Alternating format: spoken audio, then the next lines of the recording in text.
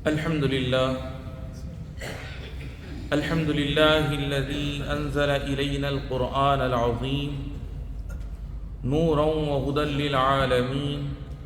ونشهد أن لا إله إلا الله، ونشهد أن سيدنا محمدا خاتم المرسلين صلى الله وسلم وبارك عليه وعلى آله وصحبه أجمعين، أما بعد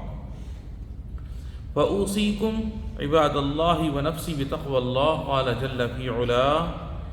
ألف لام ميم ذلك الكتاب لا ريب فيه هدى للمتقين. صدق اللہ العظیم. عزیزان محترم، اصحاب ایمان، ایک ایسی عظیم کتاب ہے جو اپنے کمالات میں، اپنے جاہ و جلال میں، اپنے حسن و جمال میں بالکل انوکھی و جداگانہ ہے.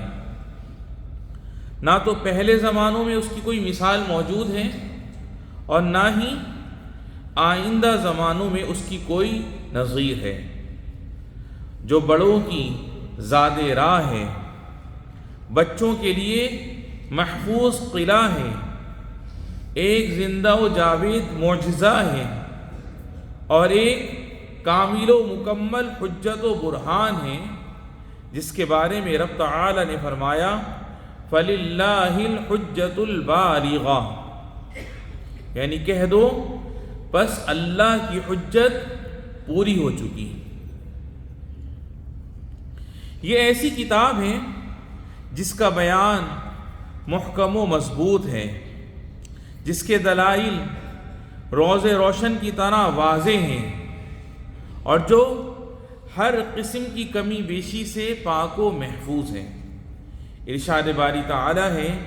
لا يأتيه الباطل من بين يديه ولا من خلفه تنزيل من حکیم حمید، یعنی جس میں نہ آگے اور نہ پیچھے سے غلطی کا دخل ہے، حکمت والے تعریف کیے ہوئے کی طرف سے نازل کی گئی ہے. اللہ کے بندوں، یہ عظیم کتاب قرآن مجید فرقان حمید ہے. کسی باپ، کسی ماں نے آج تک اپنی اولاد کو اس کی تعلیم سے بڑھ کر کوئی بیش قیمت اور نفع بخش تحفہ نہیں دیا. تو کیا کبھی کسی والد نے اپنے دل سے یہ سوال کیا کہ وہ اپنی اولاد کو قرآن کیوں سکھا رہا ہے؟ تو آئیے صحابی جلیل حضرت عبداللہ بن عمرو بن عاص رضی اللہ عنہما کے اس قول میں غور و تدبر کریں: علیکم بالقرآن فتعلموا وعلموه ابناءکم فإنکم عنہ تسألون وبہ تجزون وکفی بہ واعظا لمن عقل. یعنی تم قرآن کو لازم پکڑو، اسے سیکھو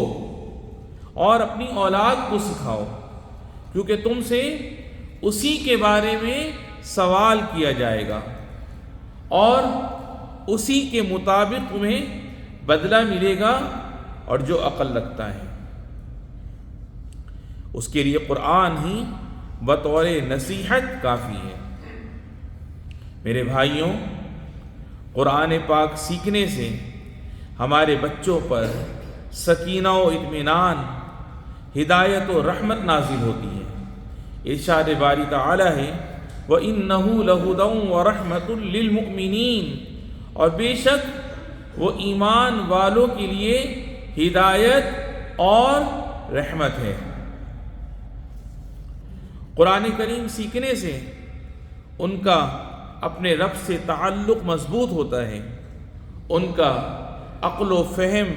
نور قرآن سے منور ہوتا ہے، اور زندگی کے سفر میں رب تعالی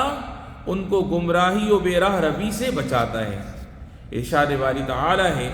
ما انزلنا علیک القرآن لتشقی، یعنی ہم نے تم پر قرآن اس لیے نازل نہیں کیا کہ تم تکلیف اٹھاؤ۔ جی ہاں، قرآن ہی کے ذریعے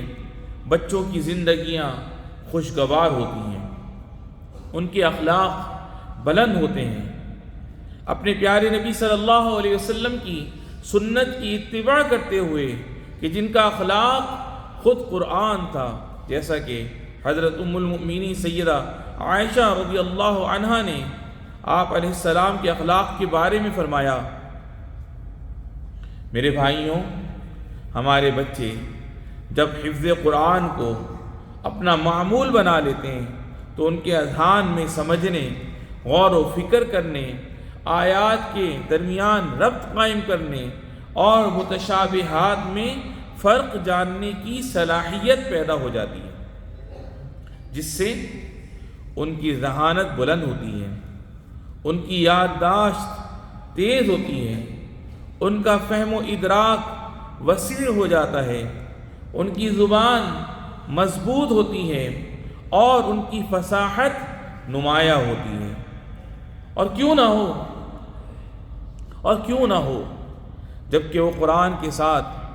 ایک ایسے اعلیٰ لغوی ماحول میں تربیت پا رہے ہوتے ہیں جو کلام کی عمدہ تراکیب و دل نشین اسالیب سے لبریز ہے، اور 70,000 سے زائد عربی الفاظ سے مزین ہے، جیسا کہ باری تعالیٰ نے قرآن کریم کی توصیف بیان فرمائی، بِلِسَانٍ عَرَبِيٍّ مُبِينٍ، یعنی صاف عربی زبان میں۔ تو میرے بھائیوں، ذرا سوچئے، اگر ہمارے بچے قرآن پاک کا کچھ حصہ حفظ کر لیں تو ان کا لغوی ذخیرہ و ذہنی صلاحیتیں کس قدر بلند ہوں گی، اور وہ ماحولیاتی نظام اور اس کے بنیادی عناصر کو سمجھنے میں، اجرام فلکی اور ان کی گردشوں کو جاننے میں، اور گزشتہ اقوام کے واقعات اور ان سے عبرت حاصل کرنے میں کتنے وسیع علم کے حامل ہوں گے۔ بے شک، بلکہ وہ کس قدر متانت و طیب خاطر سے نوازے جائیں گے، کتنا سکون قلب و راحت جاں انہیں نصیب ہوگا، کتنے ہی دکھ اور غم ان کے چھٹ جائیں گے، اور ان کی روح کو کس قدر اطمینان و قرار میسر آئے گا۔ ارشاد ربانی ہے، الذین آمنوا وتطمئن قلوبهم بذکر اللہ، الا بذکر اللہ تطمئن القلوب، وہ لوگ جو ایمان لائے اور ان کے دلوں کو اللہ کی یاد سے تسکین ہوتی ہے، خبردار، اللہ کی یاد ہی سے دل تسکین پاتے ہیں۔ تو خوش نصیب ہیں وہ، بخدا وہ خوش نصیب ہیں جو قرآن کی چشمہ فیض سے سیراب ہوئے۔ مبارک باد ہو انہیں، پھر مبارک ہو اور بار بار مبارک ہو۔ اعوذ باللہ من الشیطان الرجیم، ان ھذا القرآن یہدی للتی ہی اقوم، بے شک یہ قرآن وہ راہ بتاتا ہے جو سب سے سیدھی ہے۔ یا ایھا الذین آمنوا اطیعوا اللہ واطیعوا الرسول واولی الامر منکم، اقول قولی ھذا واستغفر اللہ لی ولکم فاستغفروہ۔ الحمد للہ وحدہ والصلاة والسلام علی من لا نبی بعدہ، اما بعد۔ اپنے رب کی کتاب سے محبت کرنے والوں، شیخ زائد رحمہ اللہ سے ان کی تعلیم قرآن پر خاص توجہ دینے کا سبب پوچھا گیا تو انہوں نے اپنے رب پر ایمان سے لبریز اور حکمت برے جملوں میں یہ ارشاد فرمایا، تعلیم قرآن پر توجہ دینے میں میرے تمام تر جذبات محرکات ایمانی ہیں، کیونکہ انسان اللہ کی تخلیق اور اس کی صنعت ہے، اور قرآن کریم خالق کائنات کا کلام ہے۔ تو جب ہم اپنی دنیا اور دین کی بھلائی چاہتے ہیں تو یقیناً ہم اسے قرآن کریم ہی میں پائیں گے، اسی لیے کہ انسان اللہ کی صنعت و مخلوق ہے، اور بنانے والا ہی سب سے بہتر جانتا ہے کہ اس نے کیا بنایا ہے۔ تو دیکھیے ہمارے والد شیخ زائد رحمہ اللہ کا یہ کتنا عظیم اور بصیرت افروز ویژن ہے، جو آج بھی ہمارے مبارک ملک میں جاری و ساری ہے، جو قرآن کریم کی خدمت و حفاظت میں کوئی کسر اٹھا نہیں رکھتا۔ چنانچہ اسی ویژن کے تحت وطن عزیز نے قرآن کریم کے نہایت عمدہ اور نفیس نسخے شائع کیے اور قرآن کریم میں نمایاں کارکردگی دکھانے والوں کے لیے